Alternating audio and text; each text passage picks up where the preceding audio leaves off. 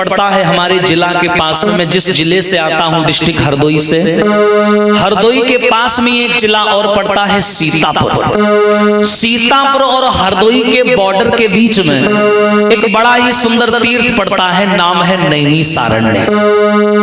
बड़ा ही सौभाग्यशाली हूं को ऐसे तीर्थ के नजदीक हमारा जन्म हुआ। जैसे आप लोग बड़े सौभाग्यशाली हो ना कि वृंदावन मथुरा के नजदीक जन्म मिला, ऐसे ही तो बताते हैं श्रीमद् भागवत का जो प्रचार हुआ, शुभारंभ हुआ इसी नैमिषारण्य से हुआ। और भगवत के प्रथम अध्याय में नैमिषारण्य का वर्णन भी आता है। अच्छा, यहां से भागवत शुरू कैसे हुई? देखिए, इस भागवत का प्रचार करने का मुख्य ठेकेदार माना जाता है श्री सुखदेव जी महाराज को। उन्होंने जितनी सरलता से, जितनी सम्यता से और नियम संयम के प्रतिबद्ध होकर के जिस प्रकार उन्होंने भागवत का प्रचार किया, आज तक संसार में कोई नहीं कर पाया। जानते हो कैसे? जब वो कथा सुनाते थे श्री सुखदेव जी महाराज अकेले बैठ करके, और 88,000 लोग बैठ करके कथा सुना करते थे। और ये भी नहीं था जैसे हम चिल्ला रहे हैं, ये भी नहीं था, ऐसा भी कोई प्रचार नहीं था कि हाँ यहाँ लगवा दो 4 कोस आवाज जानी चाहिए। और विचार करिए कि 88,000 श्रोता जब बैठे होंगे तो कितनी लंबी लाइन होगी, दिमाग लगाइए। 8800 नहीं, 88,000, विचार करिए। और श्री सुखदेव जी महाराज की उम्र जानते उस समय क्या थी? मात्र 16 वर्ष, 16 साल की उम्र थी उनकी। 16 साल की उम्र का एक नौजवान युवक ब्रह्मचारी। अब ब्रह्मचारी शब्द आया है तो आइए इसका विश्लेषण करते हैं कि ब्रह्मचारी कहते किसे हैं। ब्रह्मचारी उसे थोड़ी ना कहते हैं कि शादी नहीं करी, नारी का योग प्रदान नहीं किया तो ब्रह्मचारी हो गया, ऐसा कुछ नहीं है भाई। नारी का योग प्रदान करना तो एक सृष्टि का नियम है, प्रदान नहीं करेगा सृष्टि का विचराचल कैसे होगा भाई? ये तो एक सृष्टि का नियम है। ब्रह्मचारी उसे नहीं कहते हैं। बहुत से लोग होते हैं कहते हैं मैं शादी नहीं करूंगा, मैं तो बाल ब्रह्मचारी हूं, ऐसा कुछ भी नहीं है। ब्रह्मचारी उससे कह लेते हैं जो ब्रह्म को जान ले, जो ब्रह्म को जान ले, सारे संसार के दिशा निर्देशों को पहचान ले। हमने तो 4 दिशाएं सुनी हैं, जो 10 दिशाओं का ज्ञान प्राप्त कर ले उसे ब्रह्मचारी बोलते हैं। जो समस्त शास्त्रों का अध्ययन कर ले उसे ब्रह्मचारी बोला जाता है। शादी नहीं करी तो बोले ब्रह्मचारी हो गए, ऐसा नहीं है। बोलिए सच्चिदानंद भगवान की। तो इसी नैमिषारण्य में एक बार क्या हुआ, ब्रह्मा जी के 10वें मानस पुत्र श्री देवर्षि नारद। अच्छा, नारद जी का नाम आया है तो आओ इनका थोड़ा वर्णन कर देते हैं कि नारद कौन है। इनके नाम से ही अर्थ लगाइए आप लोग। नारद, नारद जिसकी बात कहीं रद्द ना हो। विष्णु जी ने जिसे चाहा उसे आबाद कर दिया और नारद जी ने जिसे चाहा उसे बर्बाद कर दिया। अच्छा, इनको देवताओं का पत्रकार समझ लो। यहाँ की सूचना वहां देना, वहां की सूचना यहाँ देना। ये पक्ष में भी जाते हैं, विपक्ष में भी जाते हैं। हाँ, जो धर्म करते हैं लोग उनके पास भी जाते हैं नारद, जो अधर्मी होते हैं उनसे भी दोस्ती रखते हैं। और दोस्ती रख रख के धीरे धीरे धीरे धीरे उन्हें घाट पहुंचा देते। हाँ, ऐसा है नारद जी का स्वभाव। तो नारद जी ने वीणा उठाई और मृत्यु लोक चल दिए। अब क्या सोच कर जा रहे हैं कि मैं जाऊंगा और देखूंगा कि मृत्यु लोक में धर्म कर्म किस प्रकार हो रहा है। नारद चले कि लक्ष्मी नारायण नारायण नारायण।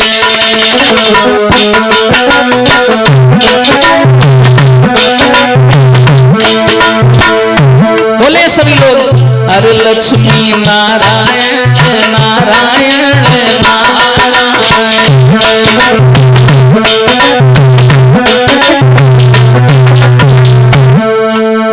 नारायण भगवान के बड़े भक्त हैं नारद जी, ध्यान से सुनिएगा। नारद जी जा रहे हैं, हरि ये नाम बड़ा अलबेला है।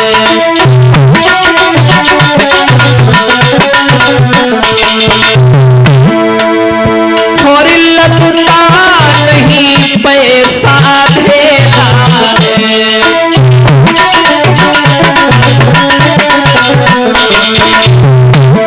हाँ भैया, अरे लक्ष्मी नारायण नारायण नारायण लक्ष्मी।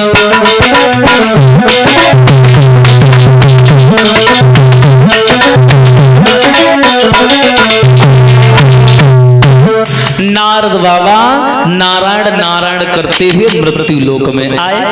अच्छा, ये विचार करके नारद आए थे कि मैं जाऊंगा और जाकर के ये देखूंगा कि लोग कैसे रहते हैं, क्योंकि दुनिया भगवान ने बनाई है। भगवान भी अपने गुप्तचरों को भेजता है, जाओ देखो मेरे बच्चे कैसे रह रहे हैं। नारद मृत्यु लोक में आए, बोले देखेंगे लोग कैसा कैसा संबंध निभाते हैं, कैसी कैसी धार्मिक और अधार्मिक प्रक्रियाएं किन सीमाओं पर है, मैं जाकर के देखूंगा। और जैसे नारद जी मृत्यु लोक में कदम रखते हैं तो नारद जी क्या किए, ब्राह्मण का भेष बना लिए। ध्यान से सुनिएगा, ब्राह्मण का भेष बनाया, सिर पर शिखा है और कांधे पर जनेऊ है, हाथ में भैया दंड कमंडल है, भगवा चोला है, उतर पड़े जमीन पर और शिखा रखाए थे। और जैसी गांव में घुसे, नेक नेक से लड़का ईंटा मारन लगे उठाए उठाए के। नारद जी बड़ा परेशान, बोले रे भगवान, यहाँ तो संत का कोई सम्मान नहीं है। एक दो औरतें बैठी थी बेचारी दरवाजे पे, नारद को ब्राह्मण के भेष में आता हुआ देखा, दरवाजा बंद कर लिया। एक आदमी ने पूछा, भाई ये नारद जी ने पूछा इसने दरवाजा क्यों बंद कर लिया? उस आदमी ने बताया, नारद जी इस औरत ने दरवाजा इसलिए बंद किया है, वो ये सोच रही होगी आपको देख करके कहीं आप उससे भिक्षा ना मांगने लग जाओ, बड़ी कंजूस है वो औरत, इसीलिए उसने दरवाजा बंद कर लिया। नारद बोले, वारे परमात्मा, ये हो रहा है तुम्हारे संसार में, देख तेरे संसार की हालत और क्या हो गई भगवान, अरे कितना बदल गया इंसान, कितना बदल गया इंसान।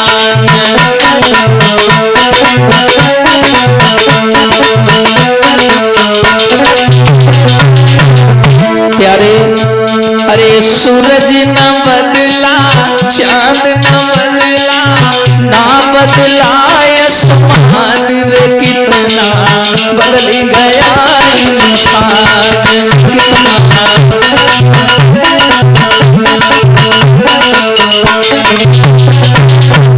कैसे बदला? आया समय बड़ा बेढंगा, आज यादुनी बनो तंगा।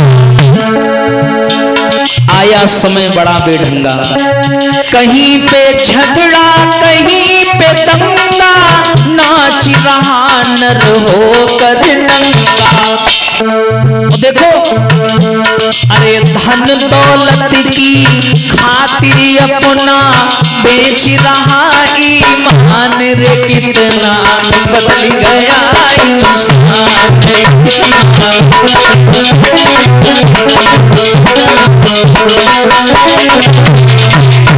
विचार करिए। नारद जी ने देखा ये मानव बड़ा मतलबी है। नाग पंचमी आती है, साल में एक बार आती है ना।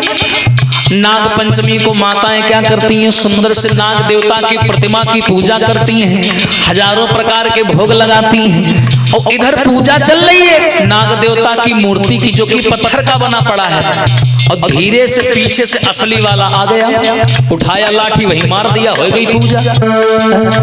ऐसा है मानव।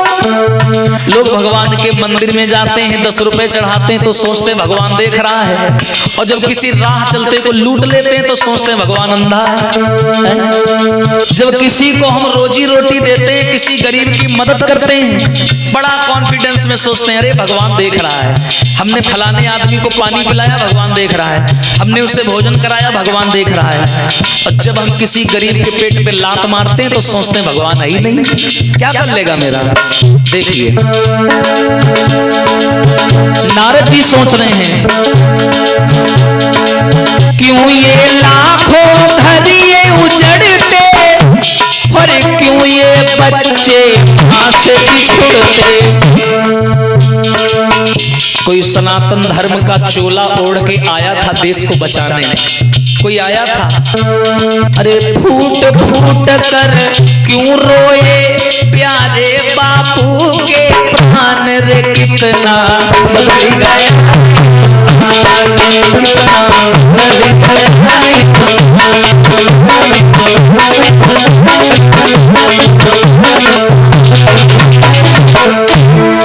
देख तेरे संसार की हालत क्या हो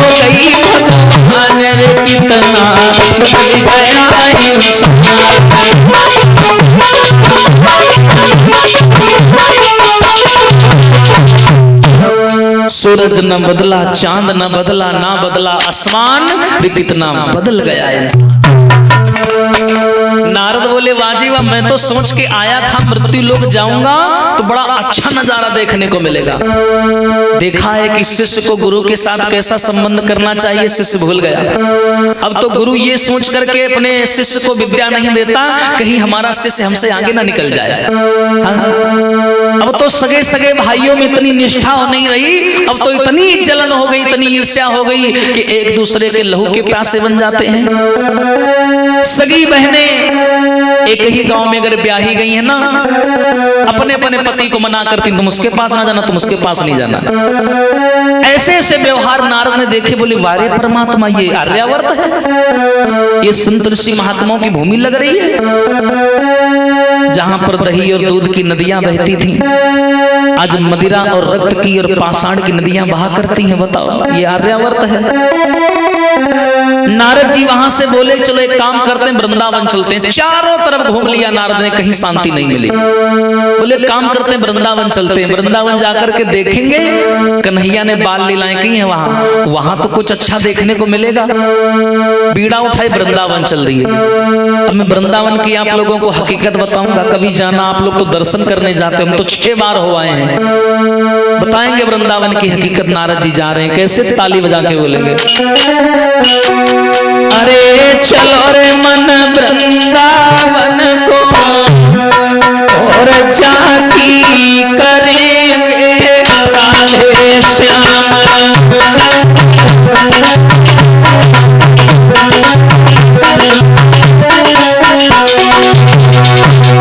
बोलिए सभी लोग, चलो रे मन वृंदावन को झांकी करेंगे राधे श्याम।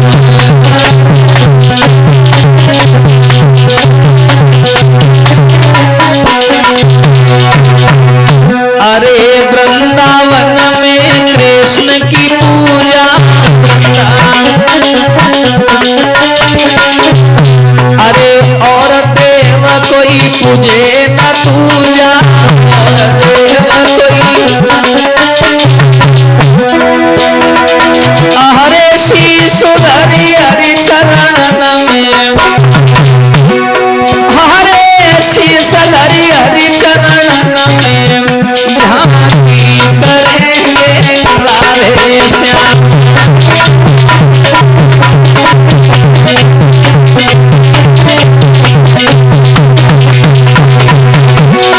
हरे चलो रे मन वृंदावन में झांकी करेंगे राधे श्याम।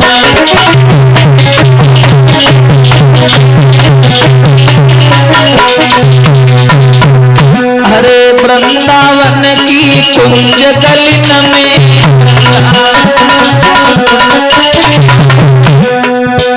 और बैठे मोहन राधा संग में, अरे वृंदावन की कुंज गलिन में,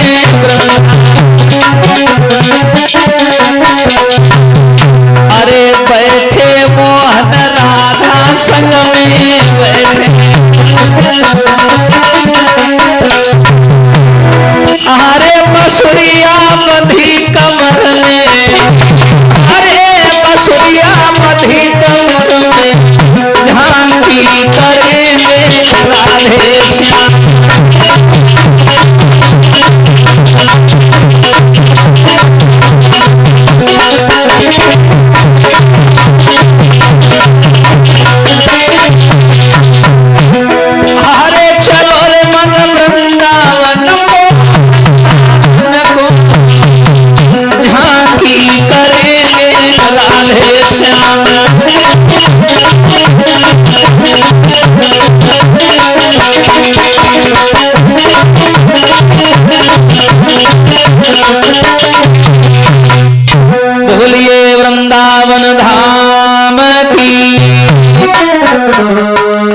देवर्षि नारद ने वीणा उठाया, बोले वृंदावन जाएंगे। वृंदावन आ गए।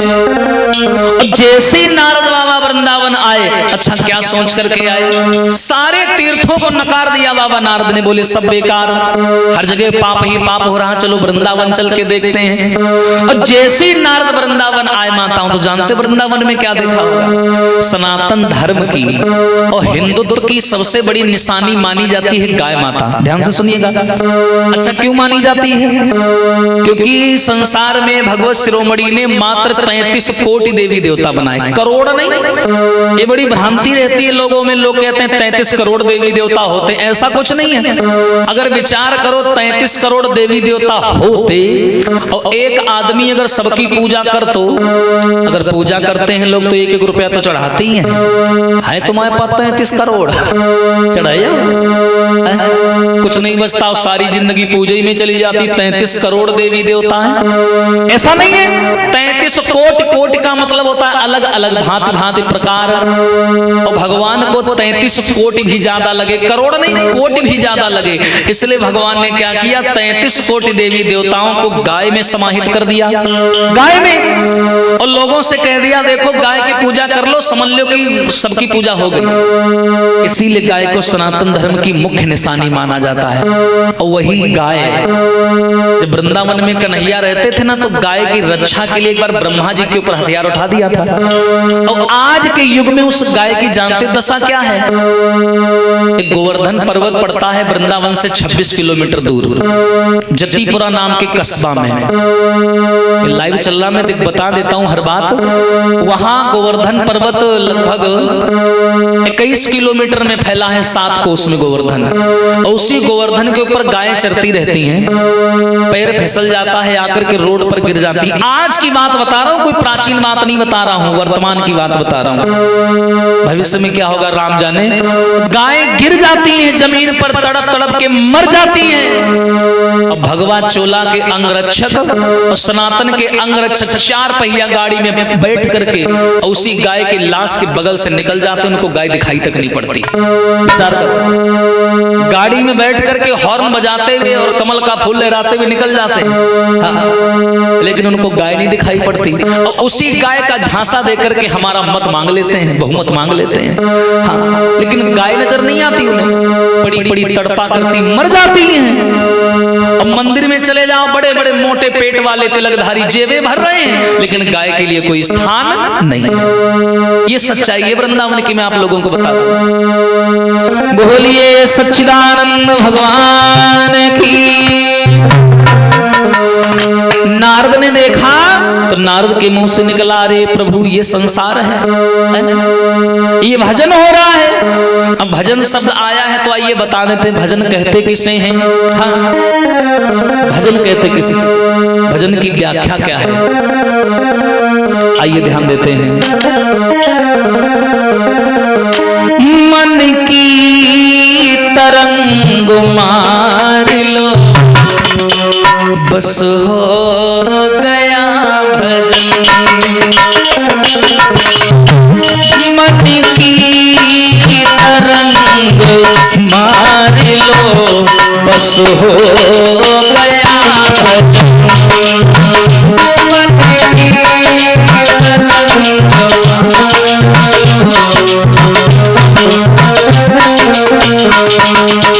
हाँ भैया, आदत बुरी सुधार लो, आदत बुरी सुधार लो, बस हो गया भजन।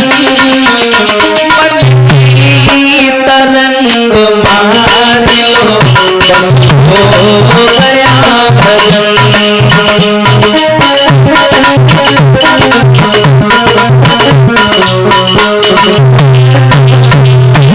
देखिए कितना बढ़िया भाव है।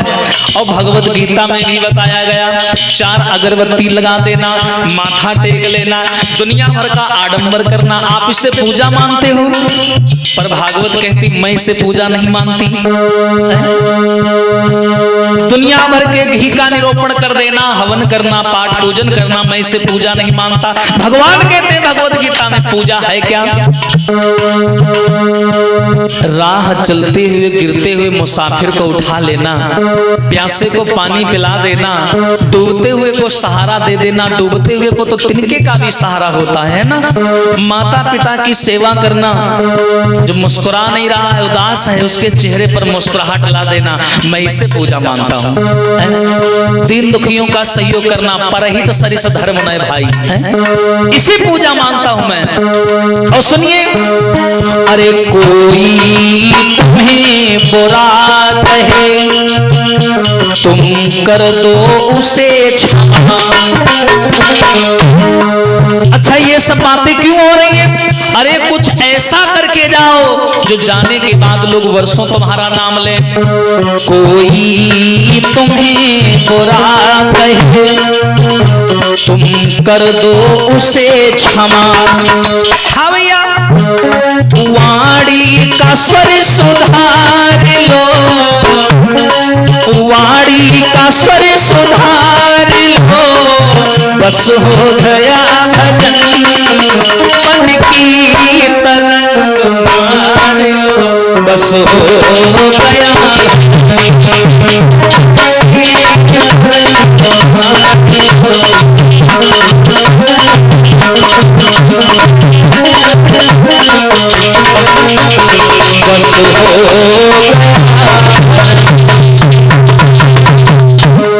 मन की तरंग मार लो, बस हो गया भजन, और आदत बुरी सुधार लो, बस हो गया।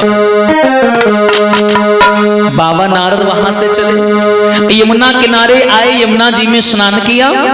तो स्नान करने के बाद में नारद जी ने विचार किया, मैं थोड़ा संध्या वंदन करूंगा। संध्या का समय था, जनेऊ लगा करके संध्या वंदन करने लगे, पूजन करने लगे। अचानक किसी के रोने की आवाज सुनाई दी नारद को। नारद उस दिशा में गए तो देखा एक पेड़ के नीचे बहुत सुंदर सी कन्या बैठी हुई है। अच्छा, कन्या चिंता का विषय नहीं है, चिंता का विषय ये था, नारद ने देखा कि वो कन्या आराम से बैठी है और उस कन्या के गोद में तो वृद्ध बालक लेटे हैं। वृद्ध भी कह रहा हूं, बालक भी कह रहा हूं। बालक को तो वृद्ध नहीं कहा जा सकता, वृद्ध किसे कहा जा सकता है? जिसकी उम्र हो गई हो, है ना। तो वृद्ध बालक लेटे हैं। अच्छा, वो है कौन? और भक्ति मैया जो है ना, वो जो कन्या है, वो दोनों बालकों के सर पर हाथ फिरा रही है और हाय पुत्र कह रही है। इसीलिए लिखा है वेद व्यास जी ने कि दो बालक थे। नारद ने देखा, अरे ये सब क्या है, ये पुत्र कह रही है। तुरंत पास में गए नारद, दोनों हाथ जोड़ दिए।